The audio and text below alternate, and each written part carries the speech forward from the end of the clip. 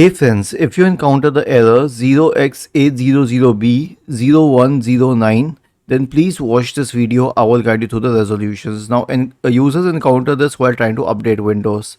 So the main solution is an SFC scan. Search for command prompt in the Windows search bar and click on Run as Administrator. Type the command sfc /scan now and hit enter. This will invoke the SFC scan, and this solution has helped hundreds of users, so it should work. But other than this, you can try a few more solutions. The second one is to run the Windows Update Troubleshooter. Right click on the Start button and select Settings from the menu. Go to the System tab on the list on the left hand side. Select Troubleshoot in the right pane. Select Other Troubleshooters. Click on Run corresponding to the Windows Update Troubleshooter. The last solution will be to run disk cleanup. So search for disk cleanup in the Windows search bar and open disk cleanup.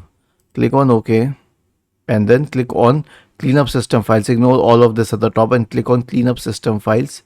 Click on OK, and at a stage it will say Windows Update Cleanup. Okay, I'll show you.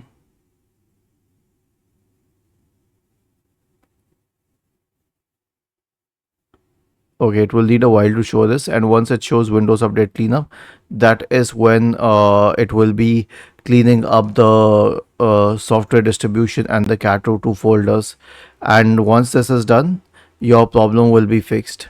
Was this helpful? If yes, then please subscribe to the channel, and if not, then let us know in the comment section of the video on how we could help you further. Thank you for watching this video and have a nice day.